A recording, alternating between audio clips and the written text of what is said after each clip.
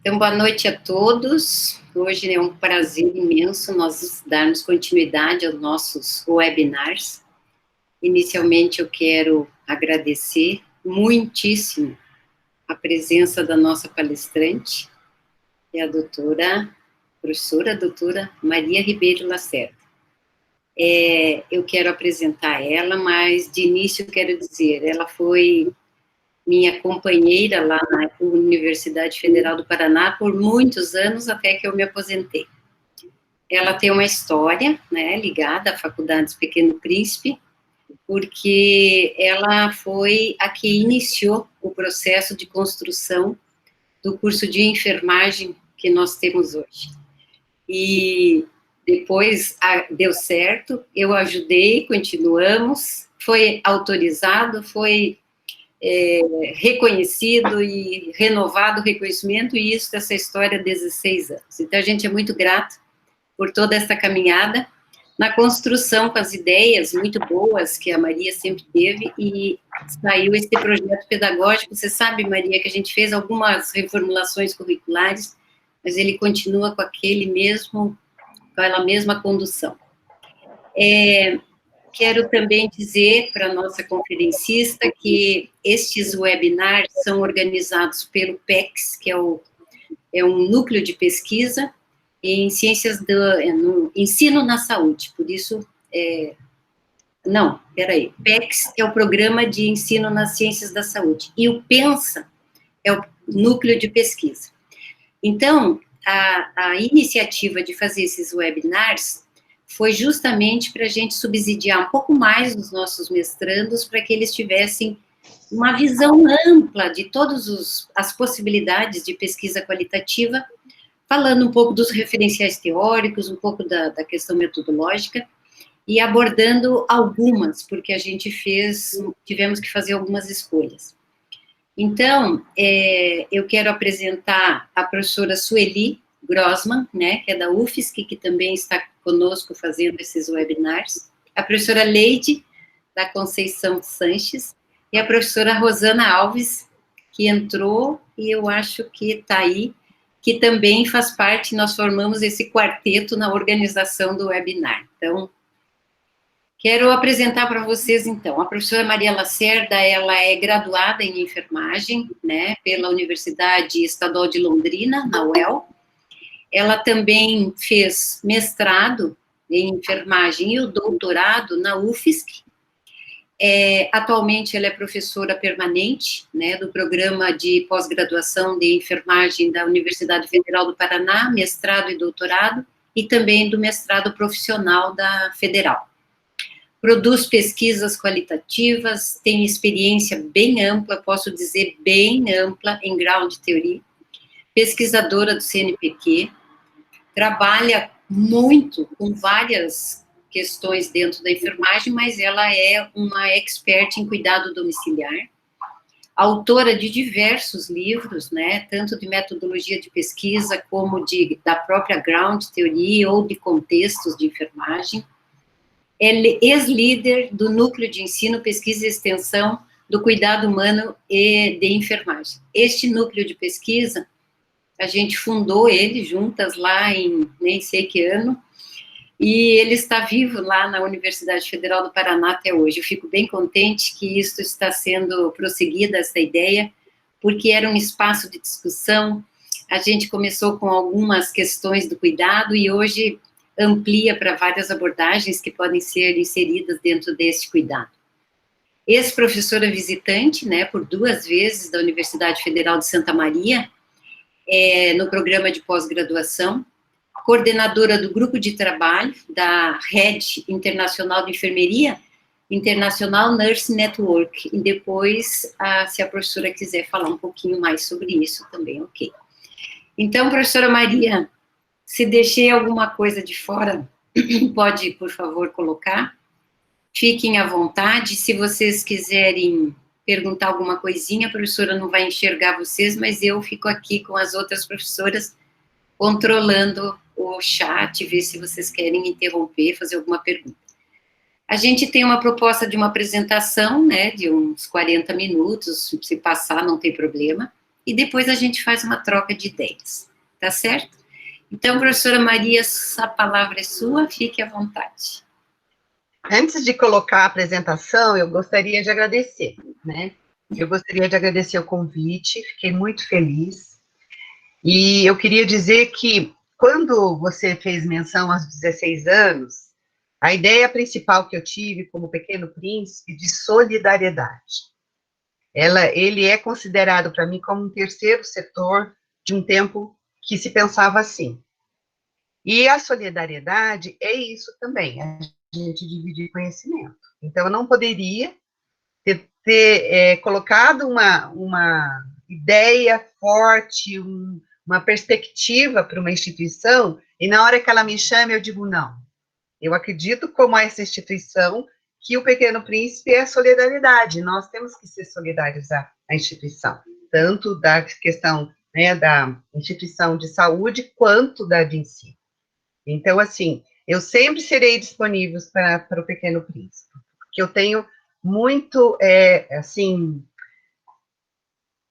um reconhecimento pelo trabalho que faz para a comunidade. Então, nós somos comunidade, então nós temos que devolver também. Então, nesse sentido que eu estou aqui. Além do que, eu também tenho uma questão de que eu gosto muito e sou fã dos estudos qualitativos, defensora ferrenha.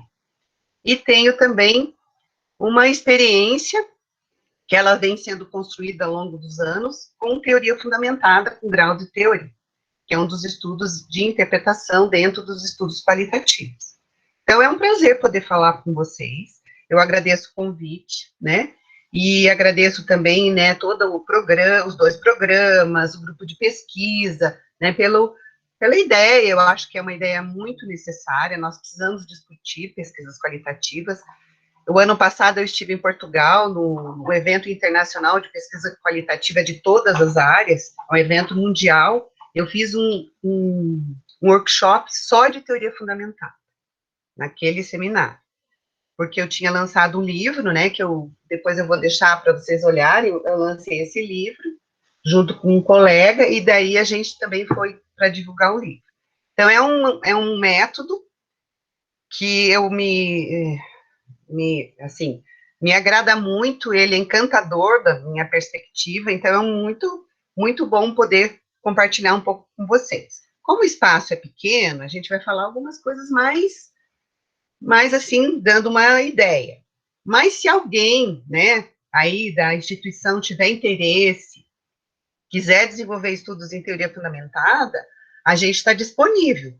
Nosso grupo, que é o NEPEST, ele já se subdividiu no certo sentido. Há mais de 5 anos, eu faço reuniões só com o meu grupo de alunos de orientação. E lá, uma das coisas que a gente mais trabalha é a teoria fundamentada, além de outros estudos também. Mas teoria fundamentada é forte nas nossas discussões, porque ao longo dos últimos 5 anos, a gente tem estudado livros, porque toda a produção que existe em termos de teoria fundamentada é normalmente em inglês. E, né, a gente tem, ainda somos país, né, em desenvolvimento. Então, até por isso que foi uma das causas que a gente acabou organizando o livro. Mas nós discutimos, então nós estamos abertos para discutir. Quem tiver vontade de participar, já desde agora estão convidados. A Luana pode dar depois as coordenadas, a gente tem feito uma reunião por mês, então é tranquilo, tá? Então eu vou pôr a apresentação.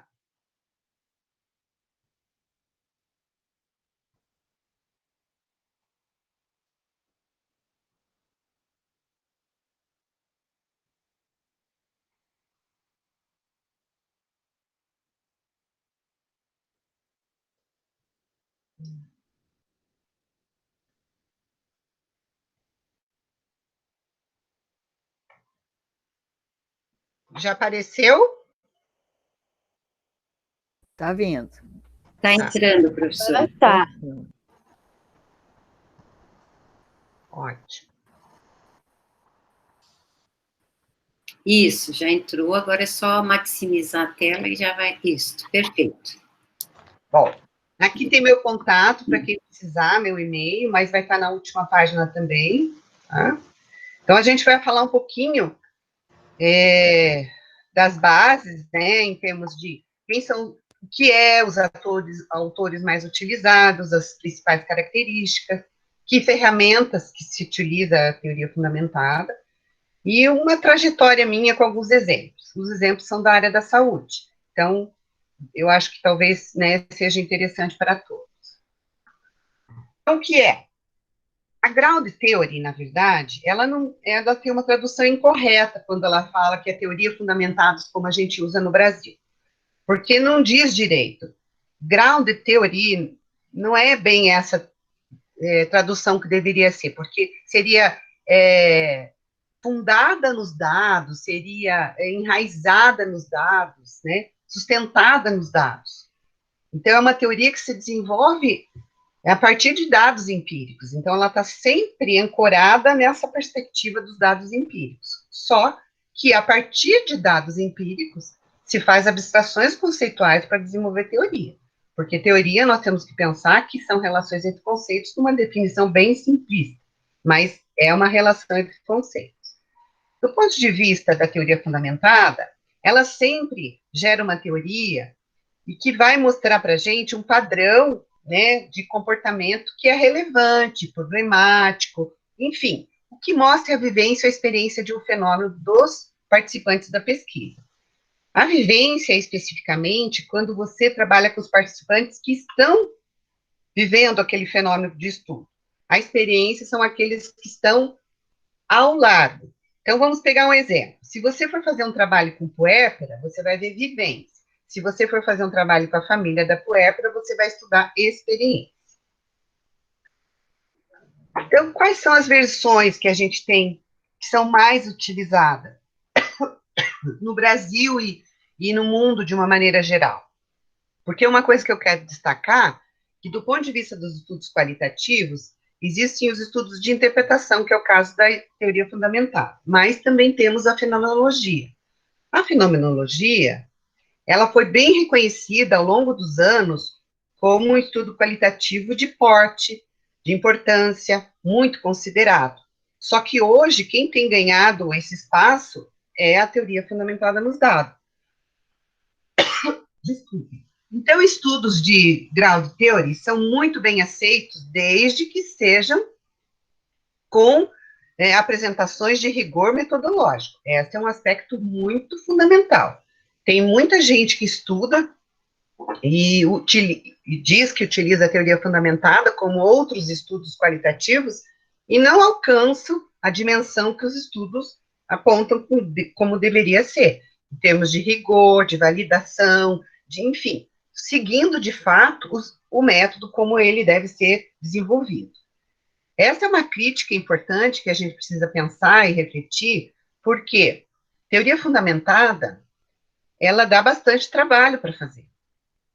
Mas, dentro dos estudos qualitativos, é o método que mais tem, dentro desses 3 autores, por exemplo, que eu já vou falar deles, é o que mais tem uma descrição de como você deve desenvolver a sua pesquisa. E isso é muito interessante, porque dá os passos para o pesquisador como ele deve fazer. Claro que permite toda uma criatividade do pesquisador, mas ele dá os passos exatamente o que deve fazer. Nesse sentido, é muito importante, porque muitas publicações e muitos tipos de pesquisa, eles falam, mas não explicam direito. A gente não sabe direito, quando chega numa determinada parte, como que nós vamos fazer. Então, a teoria fundamentada, ela começa na década de 60 do século passado, com Strauss, que está aqui na fotografia, mas já faleceu, e o Barr. Só um pouquinho, você conseguiria ocultar essa barrinha, porque ela fica bem em cima do... Ah, consigo sim. Pronto. Isso, já está. Isso, obrigada. Então, nós temos o Strauss e o Glasser. O Glasser ainda é vivo, ele tem um site muito interessante, quem tiver interesse, é só procurar, eles têm vários livros, ele vende os livros dele, também é fácil de adquirir, é muito bom. Então, os dois começaram a desenvolver a teoria fundamentada numa oposição aos estudos quantitativos. Só que o Glasser vem trazendo uma visão bem positivista, por isso que dentro da teoria fundamentada a gente tem grupos amostrais, para vocês terem uma noção, né? E o Strauss vem trazendo mais uma perspectiva relativista, subjetivista, e traz o interacionismo simbólico. E se somam, desenvolve um estudo que é clássico, e esse estudo depois dá origem ao primeiro livro de teoria fundamental. Ao longo dos anos, os dois se separam. O Glasser diz que ele é o clássico, eu não reconheço essa denominação que ele se dá, porque para mim clássico é quem começou, são os dois.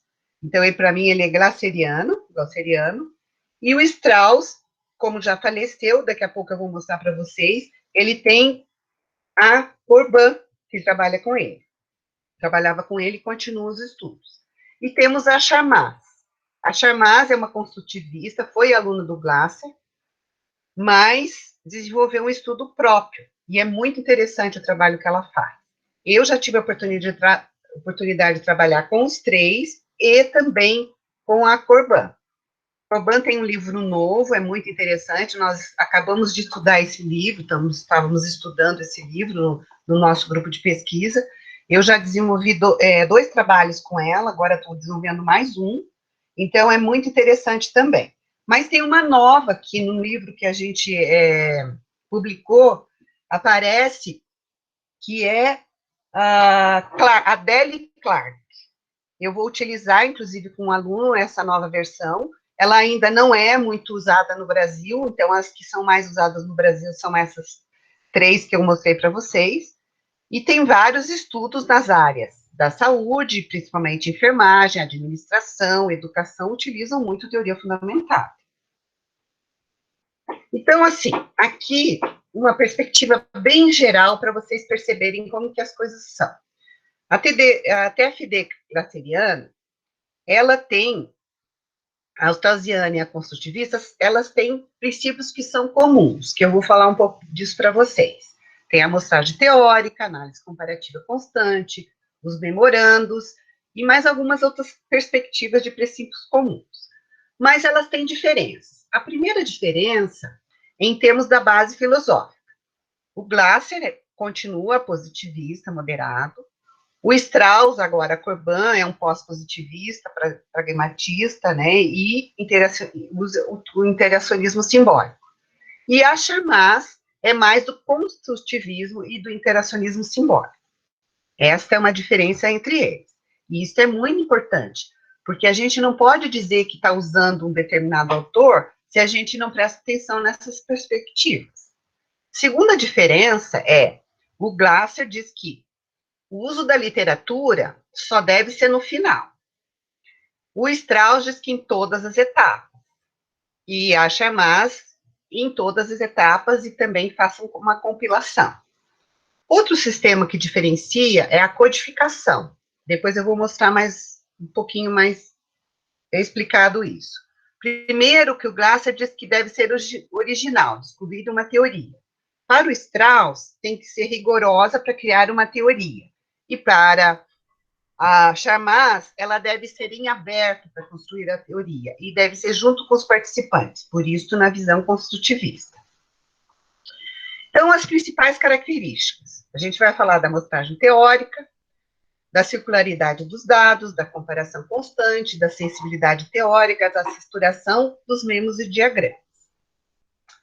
Então, o que são a amostragem teórica? Como eu disse para vocês, essa é uma influência do positivismo, por isso que chama assim. Então, grupos amostrais. É complexo falar isso em termos de estudos qualitativos, mas é assim que se fala em termos terminológicos dentro dessa metodologia. Então, a amostragem, dentro da teoria fundamentada, ela tem as suas características próprias, porque, a priori, a gente nunca tem, para o Glasser, por exemplo, você deveria escolher a primeira pessoa que vivencia esse fenômeno que você quer estudar, ir lá e começar a conversar com ele. Para o Strauss e agora a Corbin, não é bem assim, e nem para Charmas. Você não pode ir só num campo e com participantes que vão falar coisas para você, se você não tem uma sensibilidade teórica, uma busca anterior na literatura, se você não tem uma experiência com o fenômeno para até saber como conduzir a coleta de dados, no sentido não de condução em si, mas no sentido de saber que perguntas fazer para que você possa começar a capturar pela experiência deles o fenômeno para depois começar a fazer as análises. Tradicionalmente, no que a gente faz em termos de experiência, e para seguir também os conselhos de pesquisa, né, de ética em pesquisa, que são complexos do ponto de vista dos estudos qualitativos, mesmo estando, né, presente uma resolução própria para isso, mas a gente tem uma grande parte de pessoas que participam que não entendem nada de estudos qualitativos. Para vocês terem uma ideia, quando nós começamos o programa de enfermagem na Universidade Federal do Paraná, o nosso CEP, por exemplo, eu trabalho com transpessoal também, é uma outra linha que eu conduzo estudos mais metodológicos e teóricos. Eu estava fazendo um trabalho usando uma teoria de enfermagem que trabalha com transpessoal, me chamaram lá porque não queriam aceitar que enfermagem trabalhasse com transpessoal. Então, assim, é muito complexo estudos qualitativos. Do ponto de vista da teoria fundamentada, como que a gente faz? A gente sempre escolhe o primeiro grupo e também leva isso para o comitê de ética, dizendo de uma hipótese, que sejam pessoas, né, participantes, que tenham vivenciado a experiência ou a vivência, depende do fenômeno que vamos estudar. E já colocamos para eles, talvez, futuros grupos, para passar pelo comitê de ética. Mas, na prática, como que nós fazemos? A priori, nós determinamos quem serão os primeiros grupos, o primeiro grupo, e a partir da coleta e análise de dados, que isso é uma característica da teoria, é que você faz a coleta e concomitante vai analisando, depois que você coletou o primeiro dado com o participante, você já vai analisando, e aí, para a segunda entrevista, nem sempre são as mesmas perguntas da primeira. Então, vai sendo refeita a entrevista, então, sai do usual de fazer uma entrevista e só analisar no final. Aqui a construção se dá paulatinamente, e aí, conforme vai se construindo e vai se apresentando cada um dos aspectos do fenômeno que nós estamos estudando, vão nos sendo apresentadas novas lacunas que precisam ser investigadas com novos participantes. E aí, o primeiro grupo amostral acaba a indicar para a gente, a partir das análises, o segundo grupo amostral. E terceiro e quarto grupo amostral depende de quanto que a gente pode investigar o fenômeno e é necessário para compreender. Bom, o que nós consideramos que tudo é dado na teoria fundamentada, né? A grau de teoria, e principalmente essa é uma ideia do Glasser, eu concordo perfeitamente, porque tudo é dado. O dado pode vir de várias perspectivas, apesar de que sempre tem sido mais usado em entrevista, mas eu já usei várias outras perspectivas. Já usei documentos, já usei observação, já usei fontes como diário de campo. Agora a gente vai fazer uma nova incursão aí numa nova perspectiva. Então, a gente tem sempre tentado perceber novas possibilidades. Mas tudo é dado. E como que a gente vai lidar com dados que são de diferentes fontes? Nós também temos que fazer uma análise nessa perspectiva para, através desses dados transformados, que os documentos terão que ser transformados em dados, diários de campo precisam ser transformados em dados, para que a gente possa conceituar, através da análise, vai crescendo esse nível de abstração, e nunca o resultado de uma teoria fundamentada nos dados é descrição. Quem faz isso em teoria fundamentada nos dados está cometendo um sacrilégio. Então, nós temos que trabalhar para explicar a experiência ou a vivência dos participantes. E isso deve ser tão zeloso porque foram confiadas as experiências ou vivências para o pesquisador, e ele tem um compromisso com isso. Então, os dados, né, pesquisados são todos os dados que existem. Notas do campo, notas de observação, notas de entrevista, diagramas, etc., porque eu já vou explicar um pouquinho essas questões de notas para vocês, que também é uma ferramenta que a gente utiliza na grau de teoria.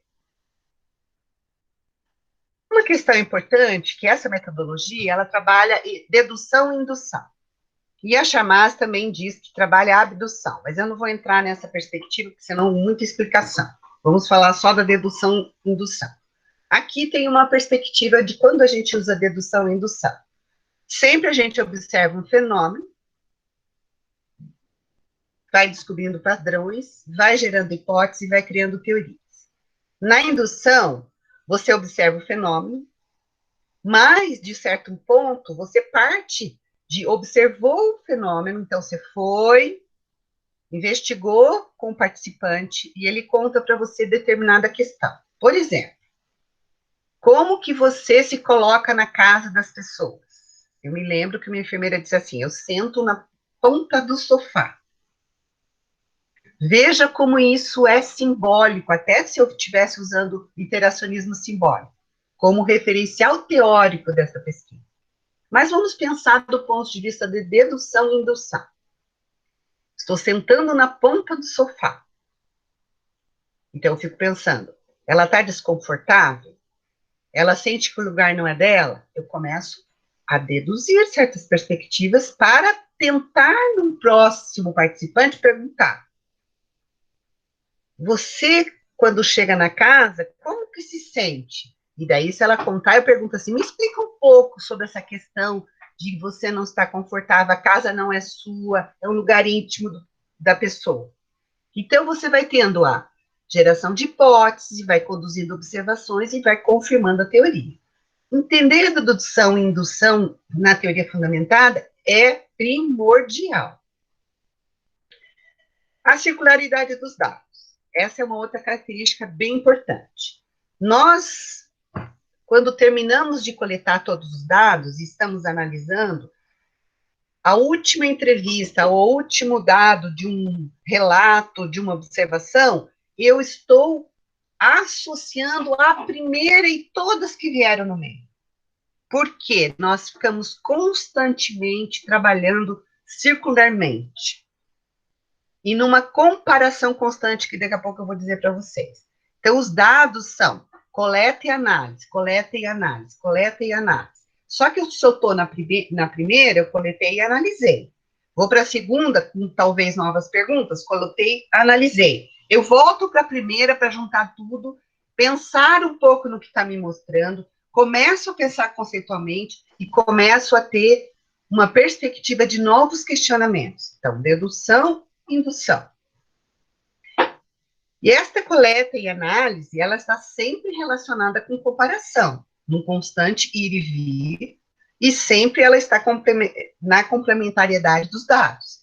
E é preciso que tenha uma outra característica que nós vamos falar daqui a pouco, sensibilidade teórica, compreensão mais profunda do fenômeno.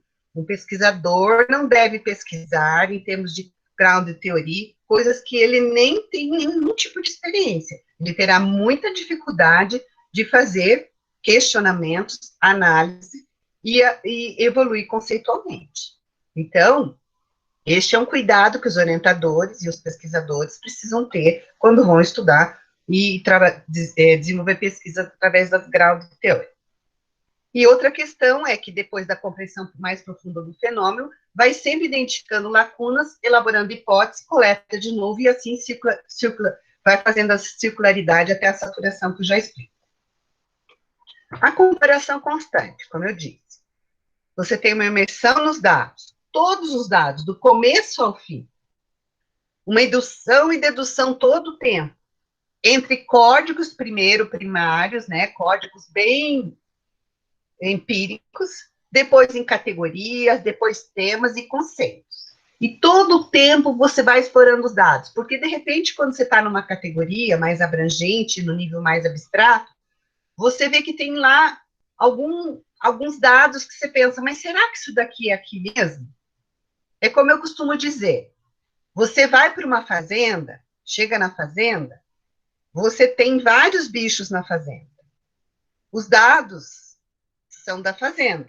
Só que você vai ter que separar as galinhas, os porcos, as vacas. Você vai ter que separar também os cavalos, os patos. De repente, você está estudando patos e você vê que tem uma galinha no meio. Às vezes você tem que voltar, por isso que é o tempo inteiro que você fica voltando, para ver que essa galinha, você originalmente falou que era galinha, na verdade ela é um pato disfarçado. Ou não é. Então ela tem que voltar e ir para o canto das galinhas. Então, eu estou dando um exemplo bem simplista, mas para mostrar para vocês como nós precisamos constantemente estar comparando.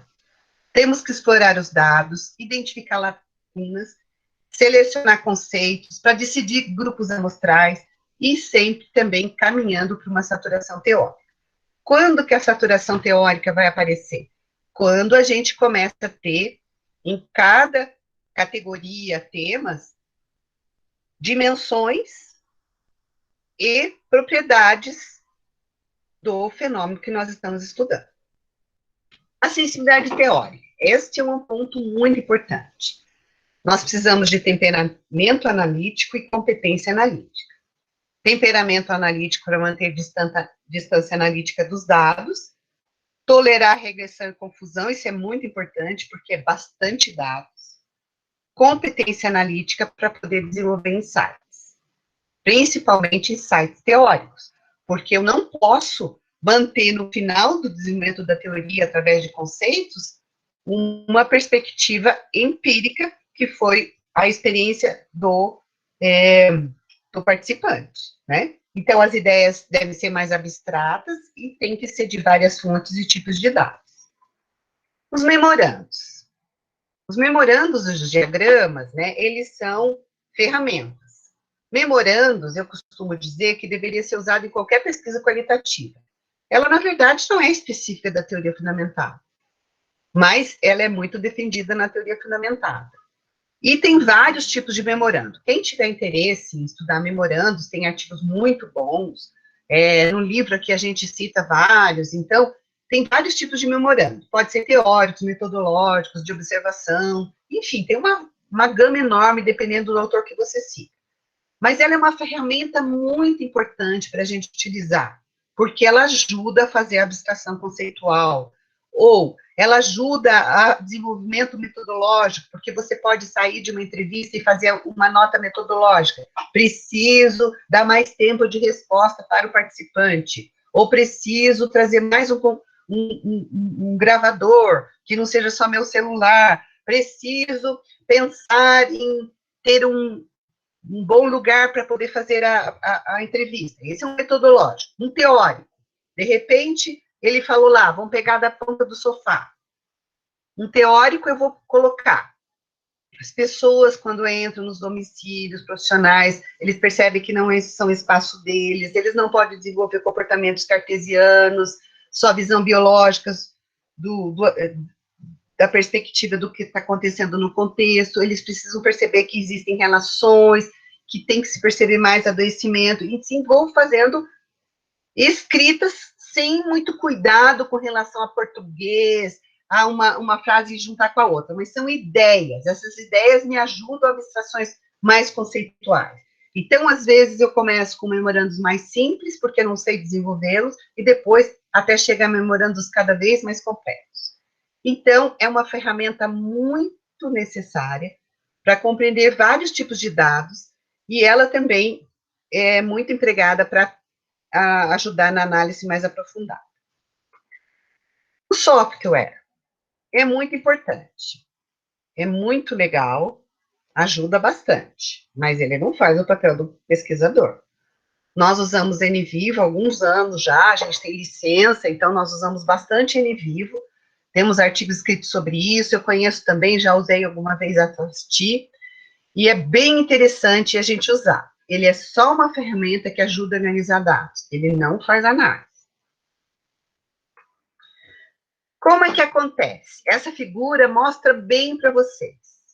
Você tem um Lego, uma bagunça numa caixa, e vai se transformar numa teoria.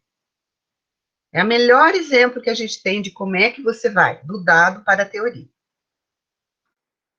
Então, como é que as perspectivas da análise dos dados? Você sai dos códigos, da fala ingênua, da fala, né, do participante, vai evoluindo para categorias, conceitos, até chegar na teoria. Um exemplo de codificação. Aqui é a primeira codificação. é um trabalho da odontologia que diz assim, ó, no seu entendimento, qual o significado do cuidado da saúde bucal? Que ela abrange. Aí a pessoa respondeu. Aí quando foi codificar? Reconhecendo que o cuidado da saúde bucal engloba vários aspectos. Cuidando da saúde bucal de um paciente. Trabalhando a cultura do paciente para cuidar da saúde bucal. Tudo isso o cara, né, o participante falou. Né, ele foi falando. Constatando que o idoso não tem hábito de realizar higiene bucal. E assim vai. Todos os trabalhos que eu oriento, eu tento ser bem didática. Então, quem tem interesse em ver como é que nós fazemos, tudo está tudo exemplificado em todos os trabalhos que a gente orientou. Na base de tese, dissertações, vocês vão achar lá, e no meu Lattes tem todos os que eu orientei, vocês podem procurar. Eu estou dando exemplos bem simples, bem fáceis e bem rápidos, para a gente poder ter tempo para conversar. As codificações, né, em termos de análise, são diferentes, como eu disse, na glauceriana, na ostrasiana e na construtivista. Para o Glasser, a gente tem que trabalhar dois tipos, substantiva e teórica. Então, você começa na substantiva aberta. Então, se a gente voltasse aqui, olha, você está fazendo aberta. É o primeiro nível da codificação. Se fosse para o Strauss, também estaria fazendo aberta. Se fosse para chamar, seria inicial.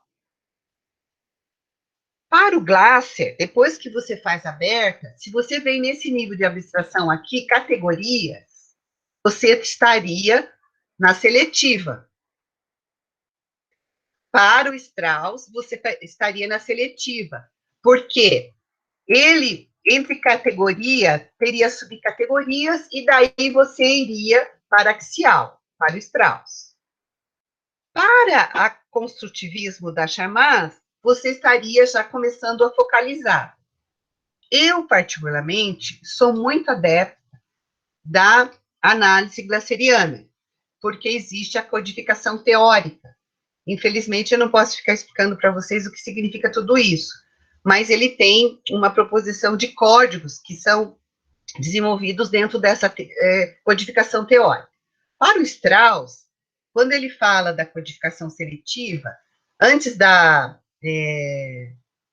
Corban começar a trabalhar com ele já tinha um modelo de proposição fixo, porque como estava baseado no interacionismo simbólico, ele sempre ficava com o modelo paradigmático, quando chegava na seletiva. Então, você tinha sempre uma causa, uma consequência, um contexto, condições intervenientes. O Glasser não fala assim, ele não acha que tem que ser engessado. O próprio dado, na medida que você vai evoluindo e trabalhando categorias, conceitos, você vai vendo esse arranjo, a partir do conceito central também, e vai tentando ver como que eles interagem entre eles, para você poder fazer a categorização teórica. Ele dá alguns modelos, mas ele diz que o pesquisador pode decidir por si mesmo. Eu vou mostrar alguns exemplos para vocês, quando eu chegar lá eu falo isso para vocês outra vez, para vocês entenderem. A Charmas, ela vai para focalizada, e ela vê numa perspectiva mais também paradigmática. Todos eles têm o objetivo de construir teoria, de uma certa maneira. Descobrir teoria, criar teoria, construir teoria.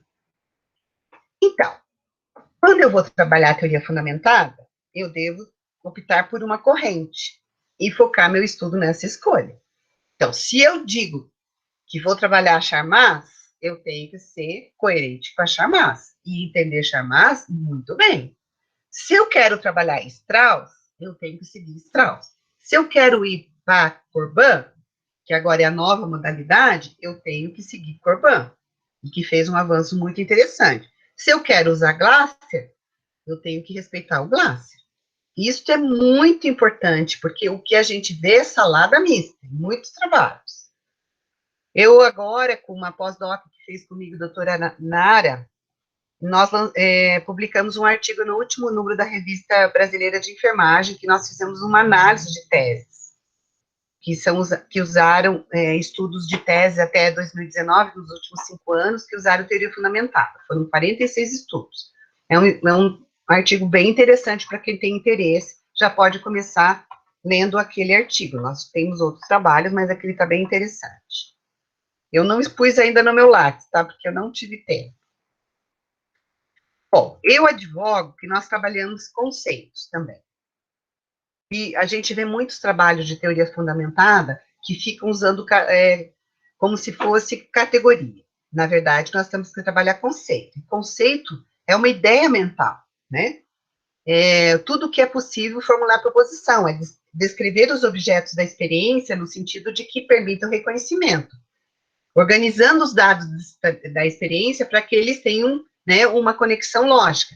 Pode ser um conjunto de atributos, pode ser um diálogo com os dados empíricos sempre, e sempre expressando qualidades e características do fenômeno que está sendo estudado em nível de propriedade e dimensão. Então, aqui eu vou dar um exemplo para vocês que vai chegar até o conceito. Essa foi uma tese que eu orientei. A categoria, no caso, é desenvolvendo-se na prática. Os códigos abertos, que seriam os primeiros códigos, são sendo orientado pela equipe de saúde, realizando cuidado, refletindo sobre os erros, desenvolvendo sua avaliação e prevenindo danos. Isso o participante falou, vários participantes, e foi sendo analisado e separado até chegar aqui. Depois, isto se transforma numa subcategoria chamada Aprendendo nas Relações Profissionais, que está dentro de um componente errando, aprendendo nas situações de cuidado. Se eu estou dando um vislumbre para vocês. E aí o conceito é desenvolvendo-se na prática. Infelizmente, tive que fazer grande, porque ele é um conceito que está bem explicado grande, pegando mais dos pilares, né, em termos de evidências para este conceito. Este conceito, ele tem a perspectiva de envolver-se genuinamente em seu desenvolvimento, superando as situações e aprendendo nas relações profissionais. Este trabalho é uma tese, também está disponível no catálogo de teses, é livre o acesso, tá? Eu não vou ler tudo, mas, resumindo, é assim: o aprendizado nas relações profissionais se concretiza por meio da relação com outros colegas, com a equipe de enfermagem, com a equipe multiprofissional. São as evidências. Então, nós temos evidências e estudos qualitativos. E o muito interessante é que essa teoria fundamentada, ela deu origem a um terceiro objetivo, que foi como nós poderíamos impactar a partir desse trabalho teórico na prática. Foi feito um algoritmo e um plano de educação permanente para o desenvolvimento de competências para a prática profissional, que serve para qualquer profissional da área da saúde. Aqui, ela. Veja que interessante. Nós trabalhamos com... Prestem mais atenção na segunda fase. A primeira fase eu não vou falar. 29 participantes. Então, nesta 29 participantes, nós tivemos uma fase inicial, uma fase de desenvolvimento e uma fase de resultantes. E eu já vou mostrar o diagrama da tese. E vejam que interessante, ó, nós tivemos 4.803 códigos, então nós trabalhamos pouco na teoria, né, na teoria fundamentada e pouco em estudo qualitativo. 169 componentes, 28 evidências e 11 conceitos. E aqui, ó, está o diagrama. Vejam que interessante. Tem uma categoria central, que é desenvolvimento de competências da enfermeira na prática clínica da UTI, né? Se sustenta no conhecimento prático, na aprendizagem experiencial e no contexto do cuidado. E você tem a fase inicial, fase de desenvolvimento e fase de resultante, como está mostrado aqui embaixo. E isto é uma caracterização teórica que foi utilizado, codificação teórica do System PAR.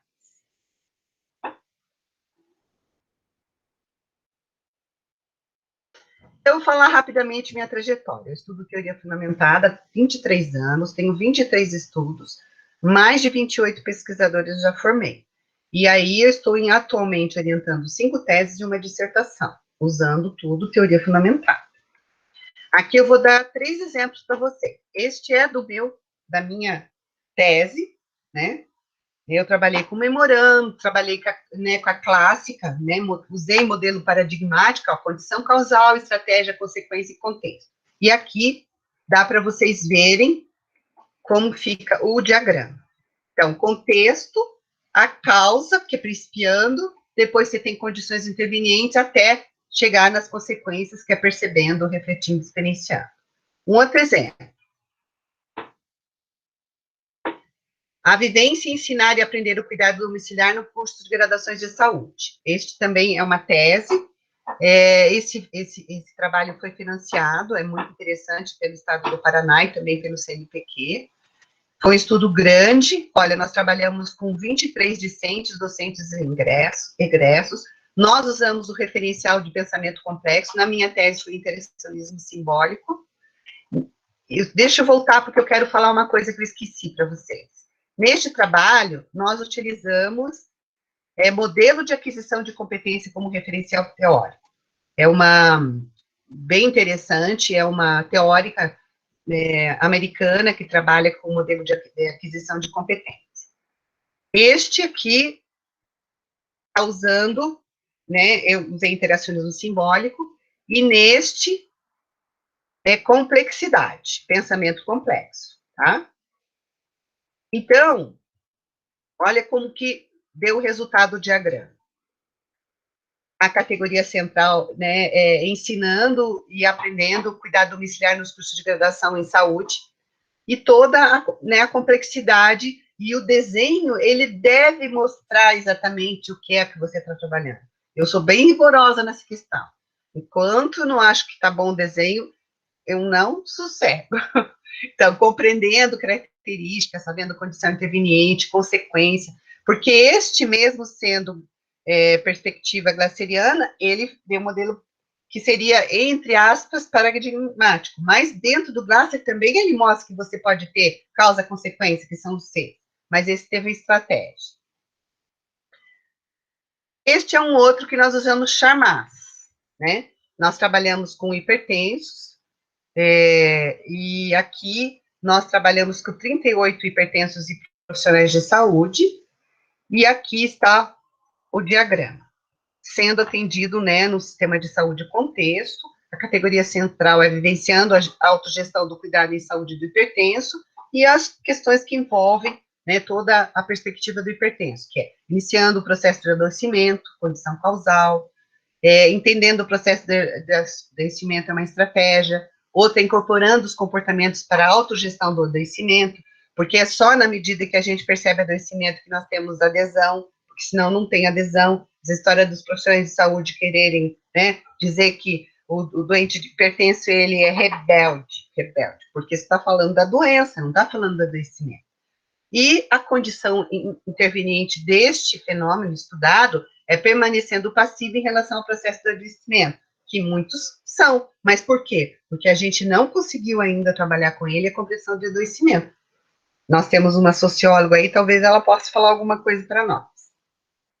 Aqui é o livro, o lançamento do livro ano passado.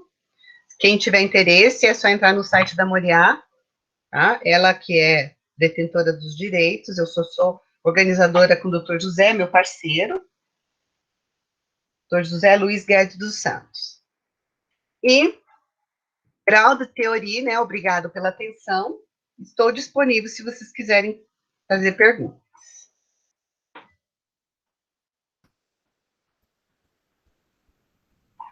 Professora Maria, que pena que acabou. Mas você falou 40 minutos, querida. Você sabe que foi excelente.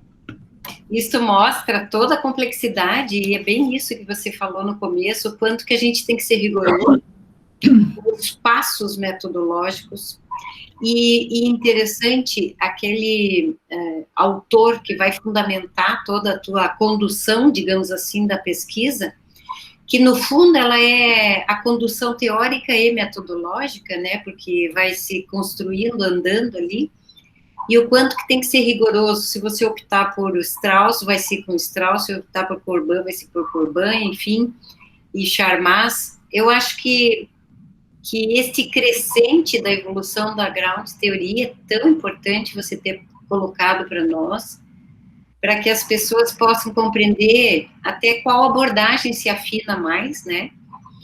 É muito importante também você ter trazido alguns exemplos na área do ensino, né, que pode ser utilizados com vários, dá para usar com docentes, dá para usar com estudantes, dá para usar com vários cursos da área da saúde, dá para usar em tantos contextos, né, até na capacitação e desenvolvimento docente. Eu penso que as nuances, os detalhes do método, ele tem que, a gente vai aprimorando fazendo, né, professora Maria, porque escrever um memorando dá a impressão, assim, que você está só registrando a memória da coisa, mas ele tem um significado tão importante depois, porque você, ao retornar a este memorando, você tem dados de pesquisa ali. E eu acho que agora a gente podia abrir, né, o debate, para que vocês possam perguntar, gente, que vocês possam tirar dúvidas, complementar algum conceito. A representação gráfica da construção da teoria, ela tem toda uma conceituação, vamos chamar assim, da tese. Eu já tive a oportunidade de participar de algumas bancas da Maria, e quando ela apresenta a diagramação, essa representação gráfica, ela tem um simbolismo de toda a construção que foi feita. E este simbolismo, ele é tão fiel a todos os dados coletados e a toda aquela construção, só que ela é também escrita, né? Ela tem essa teorização. E é meio quase que esse ir e vir do dedutivo com o indutivo, do dedutivo com o indutivo. Eu acho que esse é o grande brilho, eu diria, da pesquisa qualitativa. É você tirar dos dados aquela essência daquele fenômeno que você está pesquisando, e isso aí não tem... E as pessoas que acham que é fácil, eu digo sempre, meu Deus, não é fácil, né? Porque você precisa, como a professora Maria colocou, temperamento analítico e competência analítica. Não tem como fugir disso, né? Então, eu deixo aberto, agora vocês podem conversar. Maria, você pode falar mais? Eu queria colocar uma questão, olha, o Glasser, ele diz o seguinte, ele considera que a teoria fundamentada, ela nem é estudo qualitativo, ela é uma metodologia dele. Ele é bem superlativo, né, todo. Então, para ele é assim, ó, estudos quantitativos, estudos qualitativos e teoria fundamentada. E teoria fundamentada. Então, assim, é um jeito de ver o mundo. Mas eu queria colocar que, assim, ó, há mais ou menos uns 8 anos, se considerava que a ground-teoria já estava na 3ª geração. Eu hoje acredito que já estamos na 4ª geração da teoria fundamental. Tá? Então, você tem uma noção de como é dinâmico esse método. Entendi. Eu posso fazer um comentário? Claro, prof, fique à vontade. Eu quero parabenizar, eu acho que é super importante a gente escutar, né, uma apresentação tão clara, né, que norteie, que as pessoas se sintam até animadas, né, a tentar ir por essa perspectiva, sabendo que tem um braço amigo e competente para poder entrar nesse caminho, porque a grounded theory é extremamente difícil, ela necessita realmente muitas idas e vindas, muito pensamento, muita reflexão. Então, eu fiquei encantada com a sua apresentação, mas eu fiquei com alguns pontos para levantar e que eu queria escutar um pouco mais. Aí, Ivete, a gente aproveita para escutar um pouco mais. Lógico. Se eu souber, não tem problema nenhum. Não. Então, eu vi, por exemplo, que, ora, num referencial teórico é usada a complexidade, é usada outros referenciais teóricos. Então, é como se a grounded theory ela tem o referencial mais de uma análise da aproximação da realidade, mas dentro do referencial que aí você vai definir, né, se ele vai ser mais amplo ou não. Então, eu queria escutar um pouco sobre isso, até que porque assim, quando eu vejo a complexidade, eu vejo que causa e efeito, eles acabam gerando nova causa e efeito, então é uma circularidade que é uma história praticamente sem fim, porque eles se imbricam. Então, eu queria que falasse um pouco mais sobre isso, a tua experiência de trabalhar com referencial, com o outro, e a Grounded Theory nessa interface. Eu queria colocar que, assim, ó, atualmente, para vocês terem uma ideia, né, eu presto assessoria para uma colega em Cuba, num trabalho de Cuba, de Grounded Theory. Então, ela é bem interessante nessa questão do referencial teórico, porque tem várias perspectivas, sabe, Fê? A primeira é assim, ó, o Glasser diz que não se pode usar referencial teórico.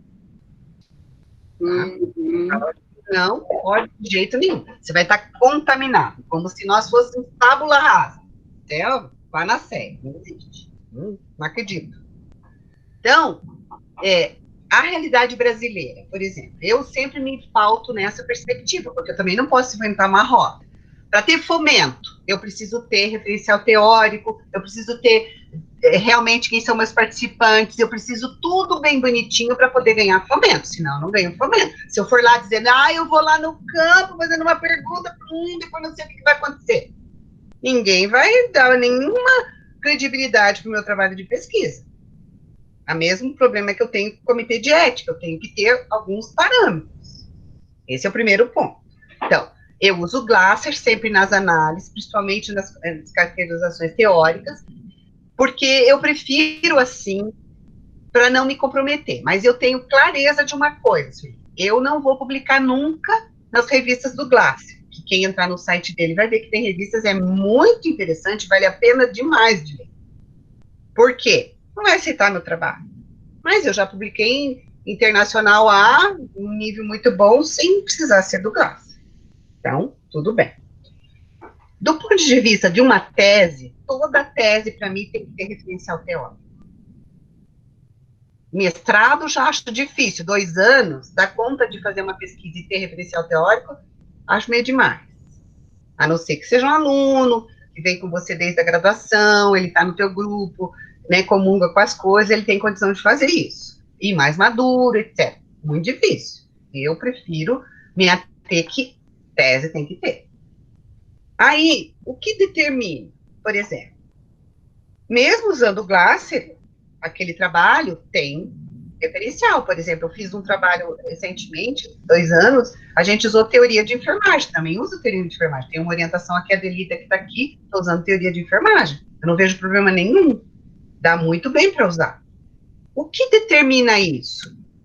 São vários aspectos. Eu acho que é a sensibilidade teórica, principalmente do pesquisador. No caso agora, sempre mais a minha sensibilidade teórica, mas eu também tenho que compactuar com orientando. Porque, por exemplo, essa que usou teoria de enfermagem, ela primeiro pensou no Frankl lá, como é que eu esqueci o primeiro nome?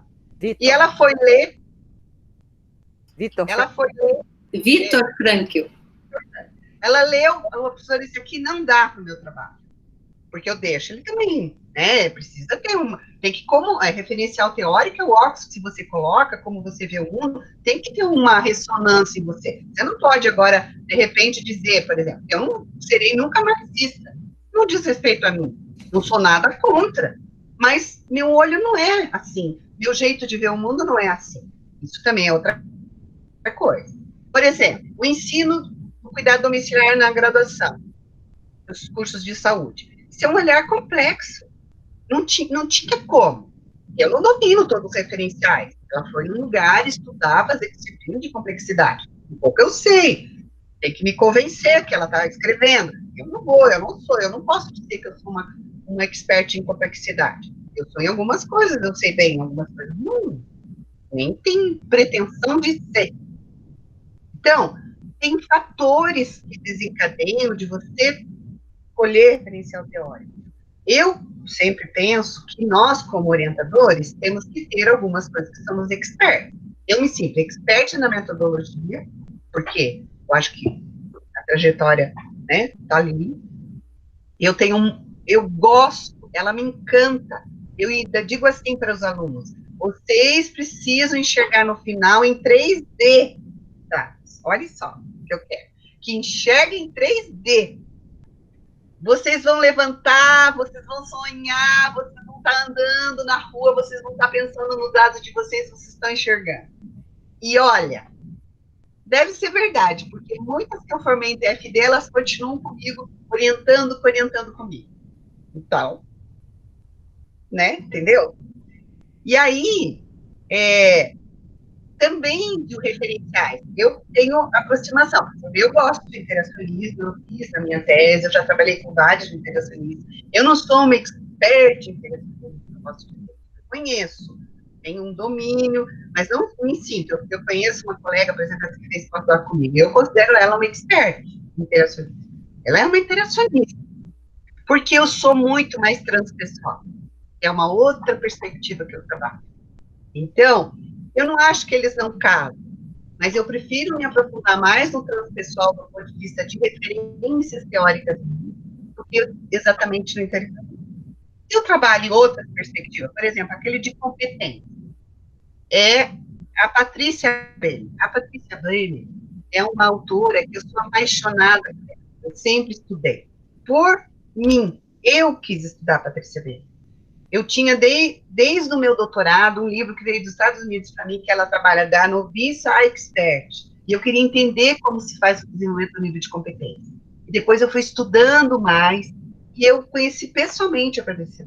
Então, assim, eu gosto, é uma coisa que tem afinidade, não que eu seja uma expert, mas era um referencial que eu tinha um certo conhecimento, entende? Eu também não vou num negócio que não, né, que vai ter, assim, uma coisa que, tá? Eu vejo assim, e o referencial teórico, ele é assim, o tecido intersticial da questão. Né? Não sei se te respondeu, Sueli. Totalmente, né? Porque às vezes se usa ground theory como ela fosse só o referencial. E eu acho que é importante entender que junto com ela vem uma... Só que aí a gente consegue entender, se for pelo Glasser, ele quer que o ground theory seja só o referencial, não é isso?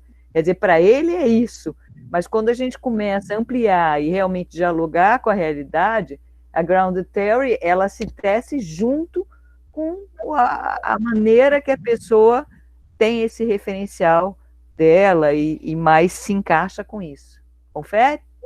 Confere. E assim, né, olha, eu, na tese, tem que ter revisão de literatura, né, uma revisão, e tem que ter referencial teórico, porque os grandes temas que serão abordados tem que ter um certo olhar, porque tem que ter um estado da arte, uma tendência, compreender isso. Não que isso te contamine para você fazer a análise. O processo de coleta e análise de dados é tão, assim, não vou falar exaustivo, que não é a verdade isso. Ele consome, mas ele te envolve. Você fica tão dentro daquilo que essa coisa, ela existe para você, mas ela não está ali dentro de você naquele momento que você está sendo fiel ao dado. Porque isso é uma coisa que eu prezo também, né? Porque para mim é uma honraria quando você teve condição, né, teve oportunidade, privilégio de ouvir a experiência das pessoas, as vivências e coletar dados. Agora você tem que, né? Por quê? Como é que você é ético em pesquisa? Seria um outro tópico. Para mim, ele transpassa na questão do seu relatório de pesquisa e também do alcance que você coloca no artigo. Porque muito artigo fala, pesquisa qualitativa, seguiu o correct, dá vontade de chorar. Não, perfeito, fantástico, maravilha. Muito obrigada. De nada.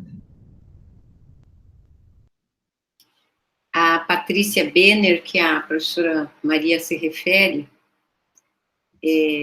desde a nossa época de doutorado, né, 1995. Imagina. A gente teve a oportunidade de conhecê-la pessoalmente num evento em Florianópolis, e ela trabalha exatamente essa questão da competência do noviço, né, que é para enfermagem, até o competente. E isso está tão atual, gente, tão vigente ainda, que cabe perfeitamente. Serve para todos, viu? Não é só para enfermagem, porque ela pega perspectivas que não são de várias ciências, né? exatamente. Ela, apesar de ser uma teórica de enfermagem, ela escreve para todos. E outro detalhe que eu acho bem bacana é você tem que estar meio que apropriado do referencial para poder utilizar, né? Eu acho que esse aprofundamento, como você colocou, ele realmente necessita ler, estudar, se apropriar, se vestir. Aquela figura que você usou, daquele abraço no livro, entrar mesmo dentro do referencial, vivenciar as ideias daquele autor e fazer casar com seus dados. Isto leva tempo. E às vezes você precisa realmente, concordo em fazer num programa que tenha 4 anos como doutorado, por exemplo. Eu acho que esses fundamentos que foram colocados aqui são tão essenciais que estes são os mais importantes ao desenvolver uma pesquisa, para escolher o método, para escolher o referencial teórico, para escolher o caminho que você vai delinear, né? E eu vejo que você, ao conduzir, tem esse rigor. Eu acho que isso é uma coisa bem importante a ser comentada. Bem importante. Vamos lá, gente. Quem mais quer conversar, pode perguntar. Boa, professora. Oi. Tem pergunta nas mensagens também. Tá, a professora Elaine vai falar, depois a gente abre para o chat. Tá. Professora Maria, eu precisaria ouvir um pouquinho mais sobre saturação. Você falou um pouco para a gente, mas eu queria saber se nesse tipo de teoria a saturação ela é diferente de outra abordagem qualitativa. Que não dá para falar tudo, né, Elaine? É complexo, assim, é difícil. A gente, até eu fui convidada, em novembro agora, eu vou fazer uma conferência exatamente dessa questão. Tanto saturação quanto, assim, quanto que você deve ser rigoroso, né, na construção do trabalho. A saturação, ela acontece que tem uma perspectiva dentro da compreensão do fenômeno, que você precisa olhar em termos de propriedade e dimensão. Então, a propriedade, por exemplo, se você pegar uma cor, você vai ter várias cores, daí diferentes propriedades. Se você pegar dentro de uma cor azul e você ver vários tons, você vai ter a dimensão. Quando você está fazendo análise, como você vai construindo, desde o começo, a separação, como eu falei, da fazenda, eu sei que parece um exemplo tão bobinho, mas esse exemplo eu copiei da doutora Mercedes Trentini, maravilhosa da nossa vida, né, Ivete? Ela falava assim, eu tenho a maior honra dela ter sido minha professora. Eu também. Quando você está fazendo a separação, você separou, por exemplo, as galinhas. Tem um momento que você tem tanta galinha que você vai dividir em galinha da Angola, galinha caipira, enfim. Quando você começou a pegar as galinhas e fez essa divisão, você começa a perceber que essa fazenda tem galinhas. Já é uma propriedade, digamos. E aí você vai no próximo participante e confere com ele se isso mesmo. Você vai conferir. Aí você começa a perceber que esta propriedade ou dimensão, dependendo do que você está estudando, já começou a saturar. Não precisa investigar mais. Esse aspecto do fenômeno está ficando claro. Mas pode ter outra lacuna, e que eu preciso ir lá investigar aquela lacuna. Quando não tem mais lacunas, você começa a perceber que tem densidade, o teu fenômeno, ele tem relações entre determinados aspectos, as densidades estão impostas, as propriedades ficaram bem colocadas, você tem uma categoria central, você começa a ver que as coisas têm relação, você saturou. Do ponto de vista da pesquisa qualitativa, eu não penso assim. Esse é um ponto que eu queria chamar a atenção. Porque eu não acho que na pesquisa qualitativa, como usam por aí, você só escreve assim, saturou os dados. Clique para eles. Não é assim. Quando você atinge o objetivo, quando de fato você responde a sua questão de pesquisa. Para mim, daí você atende.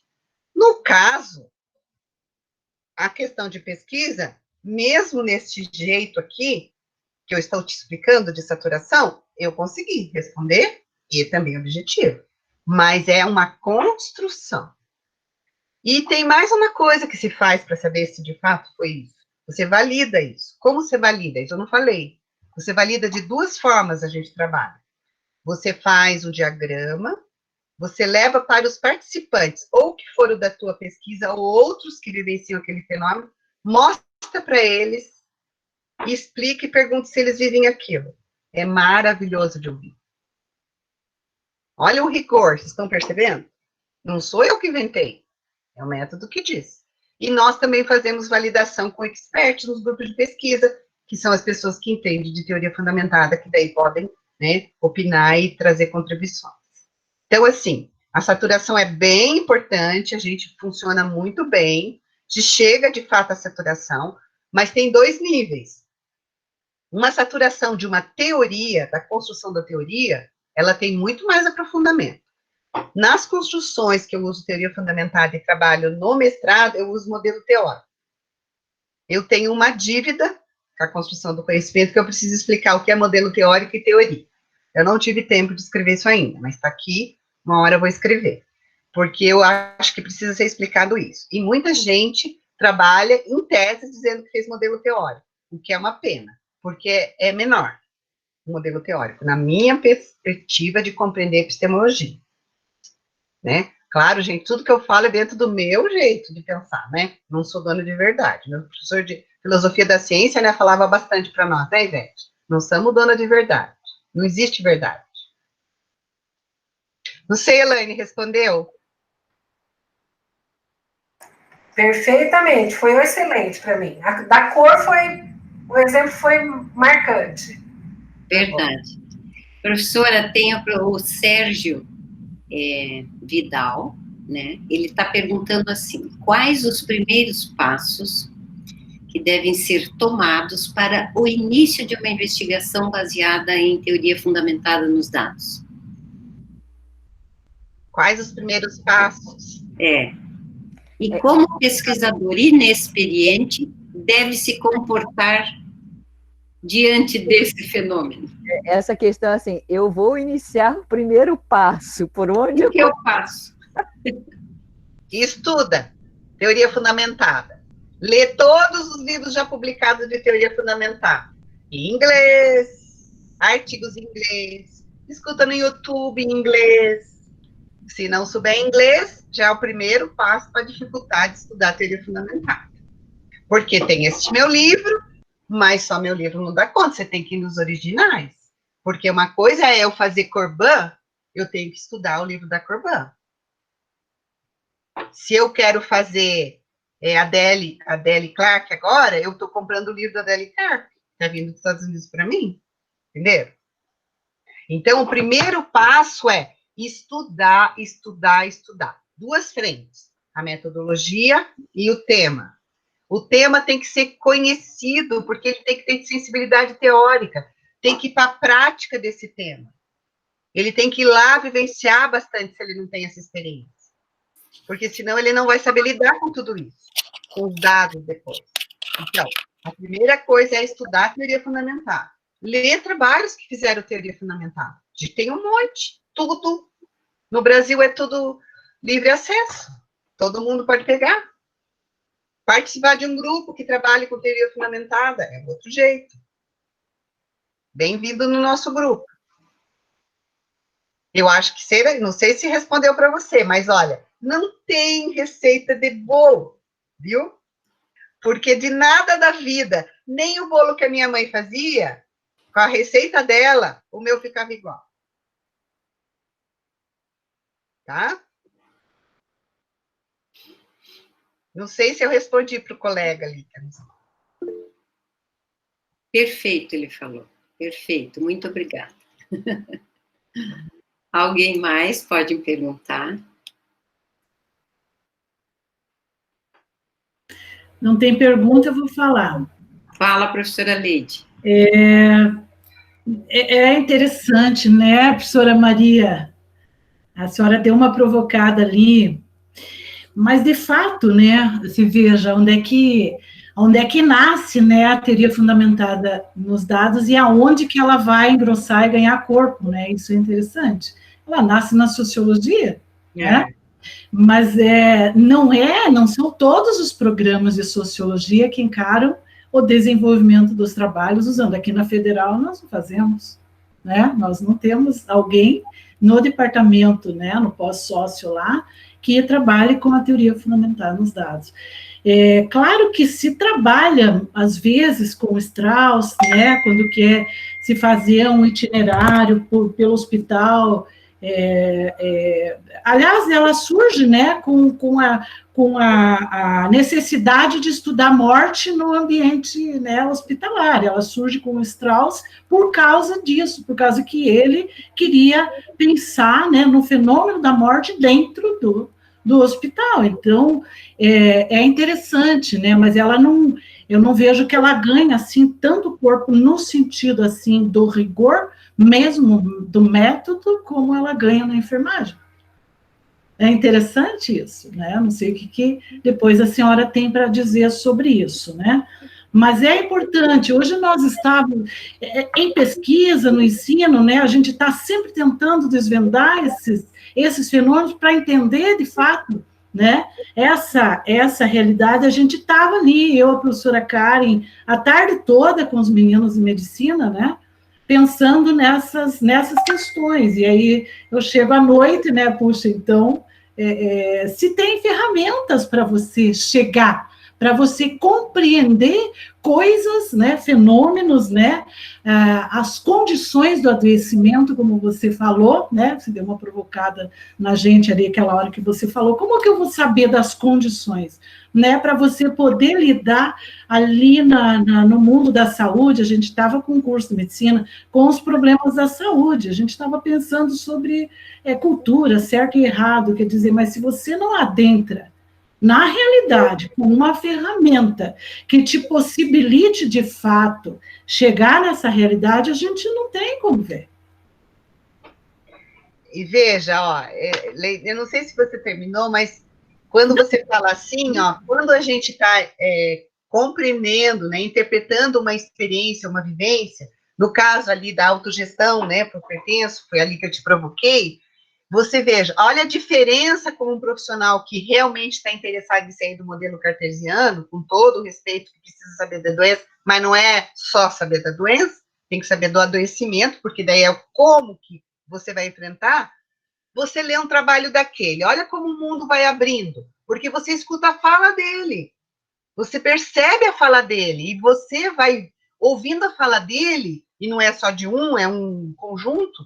E se você fosse expandir, porque você pode expandir, você pode ser, né, um expert em um tema, e você vai expandindo isso, você chega à melhor compreensão de como você vai abordar, como que deve ser o cuidado colocado, você vai ser mais compreensivo com relação à questão do adoecimento, e tem muito mais condição de não trabalhar com aderência, porque aderência é uma outra perspectiva de mundo também.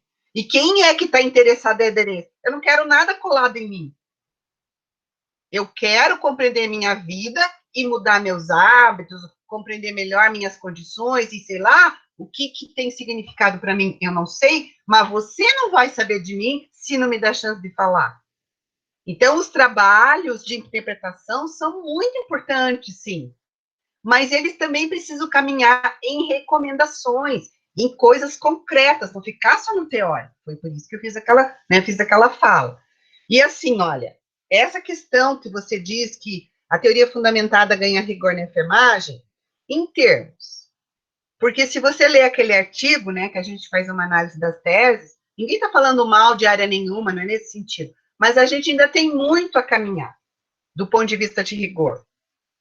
E outras áreas fazem trabalhos bons também. Não estou dizendo que não, a administração tem trabalhos excelentes nas perspectivas de relacionamentos, porque eles estão percebendo agora que precisa muito trabalhar nesse sentido, né? Tanto produtividade, a produtividade tem uma relação direta na relação, né? Pessoa a pessoa, eles têm trabalhado liderança em outros temas.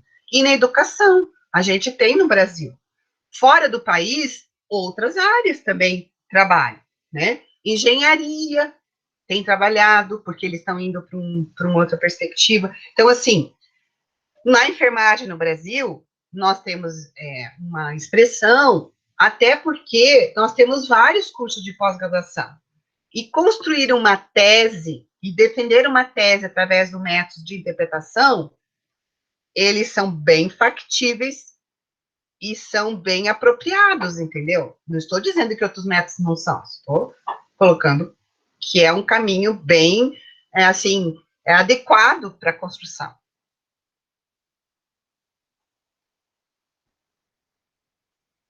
Sei se te respondi. Sim, acho que sim, né, professora Leide? Sim, eu estava só levantando esses pontos, né, para a gente pensar, é claro, outras perspectivas, né, mas o que me encanta na teoria fundamental dos dados é exatamente a aparência que tem, né, o rigor mesmo do método. Né? E posso falar mais uma coisa, né? A questão da interpretação, né?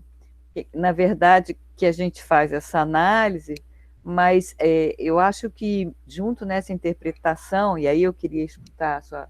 Eu acho que muito dessa interpretação, quem nos traz são as pessoas que estão incluídas, né? Com nossos participantes, né? Então, como essa interpretação, porque às vezes eu vejo muito trabalho que o pesquisador resolveu interpretar por conta própria, esqueceu dos participantes. E eu acho que isso é um problema seríssimo da qualitativa, que às vezes ele só vai para justificar como ele pensa usando os participantes. E eu vejo assim, esse comprometimento da Grounded Theory, de estar ali eticamente junto com os participantes, é uma coisa que ela é muito importante, né? Então, só queria dizer que é outro motivo para se usar a Grounded Theory, porque você vai e vem, você valida e volta. Então, essa circularidade na busca da tua compreensão, né? Eu acho assim espetacular. Sabe que eu falei várias vezes, eu acho que eu chamei bastante atenção na questão de honrar os dados, né? Que eles são expressos pela vivência ou experiência das pessoas. Mas é interessante que um noviço, ele tem um pouco de dificuldade disso, porque ele deixa passar muitas oportunidades, né, quando ele está fazendo a coleta. Porque, às vezes, o participante, ele deu um gancho, e era aquele gancho que você tinha que pegar para ir. E ele, imaturo, ainda não entende, não tem sensibilidade teórica, não entende bem do fenômeno, por isso estou falando todas essas coisas que é importante. Você saber do seu tema, ter vivência do seu tema, porque daí você tem capacidade de captar aquele momento. Que na fenomenologia é igual, né, Ivete? Você tem que estar atento. E esta relação, né, o noviço tem que experienciar. Eu, por exemplo, trabalho muito assim, ó. Quando vem para mim e não quer estudar um tema que não sabe nada, eu peço para pensar bem. Eu sempre procuro associar, né? Que seja alguma coisa que ele tenha domínio. A segunda coisa que eu trabalho, tem que fazer bastante estudo piloto. Então, assim, ó, primeiro eu coloco quais perguntas, nós conversamos junto, ele vai fazendo proposições, e eu vou indo, e vou vendo se aquilo tá bom, se aquela pergunta. Aí tá pronta, as perguntas estão prontas. Vai lá, faz a entrevista com o piloto. Bate, mostra para mim. Olha, eu sento, eu leio coisa por coisa e digo, aqui, ó, que tinha oportunidade de reperguntar isso, aqui podia ter feito isso, aqui é assim, na próxima vez veja isso, sabe? Tá vendo, Adelita? Vai ser assim. Aí, cada coisa vai trabalhando. Aí ele vai para a segunda. E assim vai, entendeu? Tudo. Aí, quando eu percebo que ele já está bom, porque ele vai analisando também, porque daí ele já vai aprendendo a fazer os passos, né? Vai analisando. Ele vai fazer o primeiro grupo amostral. Daí ele faz a primeira do primeiro grupo amostral, a segunda, na terceira já largo sozinho, porque eu já vejo que ele já pegou do tranco, entendeu? Mas tem que aprender. Porque, assim, ó, o aluno que vem comigo, eu tenho aluno na graduação que já coleta dados. Então, tem aluno que vai na graduação, vem fazer mestrado e doutorado. Quando chega no doutorado, eu já não sou nem mais criteriosa. Melhor, você não precisa fazer desse jeito. Por exemplo, teve uma que foi fazer pós-doc, fazer doutorado em Portugal. Aí chegou lá, o Comitê de Ética de Portugal não permitia fazer entrevista, podia ser por questionário. Que tal? E nós queríamos coletar, e nós fizemos Portugal e Brasil. Aí, eu disse, não, põe aí como questionário. Chega lá, você vai pro gravador, você vai fazendo a pergunta, o questionário. Só que chega em casa, senta no computador e já põe os códigos. E ela trabalhava aí em Viva, mas já estava comigo desde graduação, tinha feito mestrado, ela já tinha feito a parte do Brasil, ela dominava isso daí, ó, a beleza. Ela sentava com os códigos. O de Portugal ficou melhor que o do Brasil. Em termos de codificação, de identidade. Tudo depende. É uma trajetória, isso que eu estou dizendo. Também a gente não nasce sabendo nada na vida, né? Você vai. Agora, eu falo de novo, é um método encantador. Porque os dados, gente, são tão legais, é tão legal depois de se abstrair isso, sabe? E desenvolver conceitos, criar uma teoria. Nossa, eu acho uma coisa bacana. Sou apaixonada, né? A gente sempre comenta sobre isso, de ter paixão pelo método escolhido, pela abordagem escolhida, para você ter... E a pesquisa, ela tem que ser prazerosa, não pode ser uma coisa pesada, uma coisa que você vai ser como um fardo, mas você se encontrar tanto com o método, como se encontrar com o teu referencial teórico. A gente vai encontrando afinidade, né, nas leituras, e até para você dizer, de repente, depois de uma leitura, 2, 3, de algumas obras, você dizer, não é esse. Só que eu sempre falo, não pode demorar muito para fazer essa decisão, porque o tempo vai passando, né? Mas isso é muito interessante. Só para você ter ideia, os nossos participantes já baixaram aqui aonde está teu livro, já botaram o link da editora Moriá, é Moriá, né? Moriá. E já acharam o livro aqui de pesquisa qualitativa, esse em inglês, que você... Tudo, eles já vão fazendo automaticamente junto. Então, Ótimo. nós estamos chegando, né, são 20 horas, próximos a concluir. Eu queria abrir para todo mundo aí, quem quiser, por favor, sem nenhum constrangimento, estamos aqui para trocar ideias e aprender. Por falar, professora. Oi, Denise, pode falar. Tudo bem? É que assim, eu tenho muita dúvida com o que eu vou fazer com a minha dissertação. Pelo seguinte, tudo aquilo que eu vou colocar na dissertação, eu vivi tudo isso nos últimos 30 anos, 25 anos. Então, os problemas eu sei aonde eles estão. Mas eu não posso saber onde eles estão. A pessoa que vive o problema é que tem que me passar a impressão que ela tem da situação. É isso realmente? Então, eu vou te dar um exemplo, Denise, para você entender. Eu sou engenheira, viu? Tá bom, querida, não tem problema. Engenheiros são muito interessantes, do ponto de vista da administração, etc. Quando eu fui fazer o doutorado, eu sempre gostei de cuidar domiciliar. Nessa época, eu tinha uma empresa de cuidado domiciliar. E eu queria trabalhar a autonomia do enfermeiro no cuidado domiciliar. Daí eu cheguei para a minha orientadora, ela disse, você podia trabalhar com teoria fundamentada. Foi a ideia dela. Daí eu fui estudar teoria fundamentada. Eu me doutorei em 3 anos. Em 1 ano eu coletei dados, fiz tudo. Apesar de que hoje, quando eu olho a minha teoria fundamentada da tese, é meia boca, sabe? Anos-luz, aí era a primeira geração, está longe, mas Mas eu estou dando esse exemplo pelo seguinte, porque assim, ó, eu tinha uma ideia, eu tinha sensibilidade teórica, eu tinha uma prática, eu entendia pra caramba do tema. Eu não entendia de teoria fundamentada, daí eu fui estudar, estudei interacionismo. E quando eu fiz a qualificação, a doutora Ingrid Elce participou e a doutora Mercedes da minha qualificação. A doutora Ingrid Elce disse assim, eu nunca vi interacionismo escrito tão bem. Olha aí. Parabéns. Não, peraí. Aí fui fazer a primeira entrevista. Até sabia fazer entrevista, porque eu já tinha estudado outras coisas no mestrado. Essa parte até não era ruim. Só que eu cheguei em casa, bati a entrevista, olhei para a entrevista, sim, faz o que agora? Faz o que agora? Eu não tinha uma professora que nem eu sou para os meus alunos, viu? Meus alunos. Eu não tinha. Aí, eu fui estudar tudo de novo, Denise. Estudar tudo de novo para entender quais passos que eu tinha que fazer. Aí eu entendi, comecei a fazer tudo, eu era super rigorosa.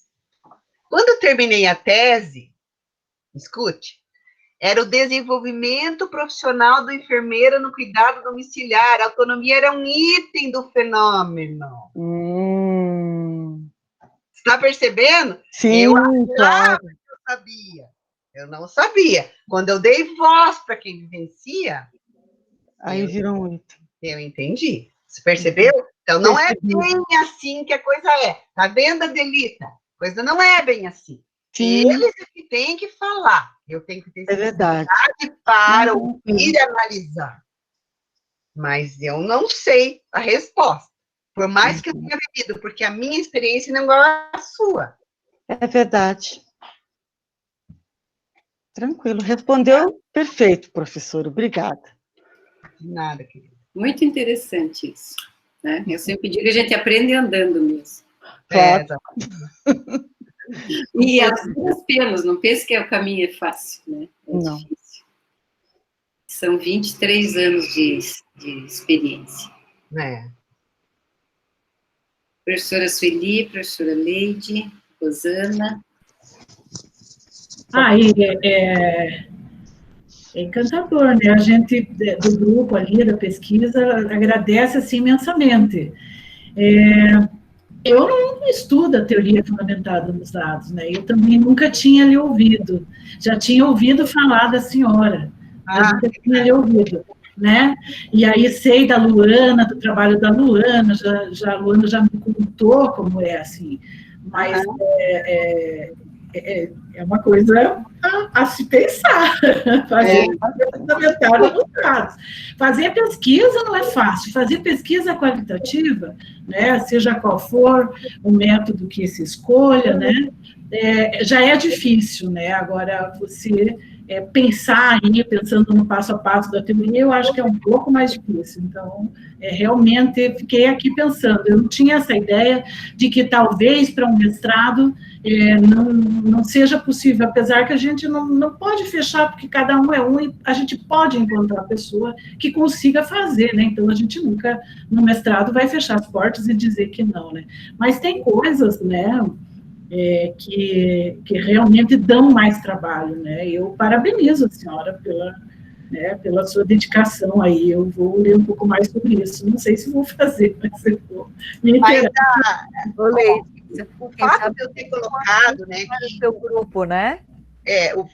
O fato de eu ter colocado assim, eu tenho vários modelos teóricos desenvolvidos, e eu também, quando nós não tínhamos doutorado, eu já fazia teoria fundamentada, então não é assim, tudo depende, porque tem aluno e tem aluno, né? Assim, nesse livro aqui, que eu também organizei, que também tem lá na Moriá, tem um capítulo de teoria fundamentada, é bem interessante para quem está interessado. E tem muita coisa de estudo qualitativo. Tem esse aqui na tua biblioteca, né, Ivete? Tem vários, aliás. E eu tenho esse aqui, ó, autografado. E tem o segundo volume desse. Eu não ganho nada, viu, fazer propaganda, mas olha, esses dois livros, eles são muito usados nos programas de pós-graduação. São bem interessantes. Nós todos os colaboradores, né? Eu tenho capítulos, mas mérito dos colaboradores, que são expertos nos seus métodos. Muito bem. Bom, acho que vamos encerrando, né? Eu quero agradecer, né? Eu quero agradecer a oportunidade. Quero dizer que, obrigada, Denise. Quero dizer que eu estou disponível quando vocês, né, tiverem alguma coisa, alguma dúvida. E quem sabe a gente não faça isso pessoalmente daqui a um tempo, né? Perfeitamente. Tomara, né? Daqui a pouco. Nada como calor humano. Tá? Nós vamos fazer o semestre, o ano que vem, né, não sabemos ainda o mês, o Fórum de Metodologias Ativas, e a gente quer também colocar alguma questão de pesquisa, alguma coisa. Acho que vai valer a pena a gente voltar a conversar sobre isso, com certeza. Professora Maria, nem sei o que dizer, muito obrigada em nome do nosso quarteto aqui, mas em nome de toda a instituição, né, a FPP, da tua disponibilidade, da tua possibilidade de conversar conosco e passar um pouco da tua experiência. Acho que aguça, né, a curiosidade, leva o pessoal a ler. A gente usa muito teus livros aqui, tanto o verdinho como o roxinho, é assim que a gente fala deles. E muito obrigada, viu? Acho que a tua imagem congelou, não sei se congelou. Se você está nos ouvindo, Maria. Acho que ela caiu. Acho que ela não está. Acho que não está ouvindo. Paradinha demais. Estava oscilando um pouco, né? Mas ainda bem que não aconteceu nada quando ela estava apresentando. Então, eu vou encerrar a gravação, daí a gente pode até continuar mais um pouquinho. Gente, muito obrigada pela participação. Obrigada a senhora, professora, por trazer uma palestrante tão importante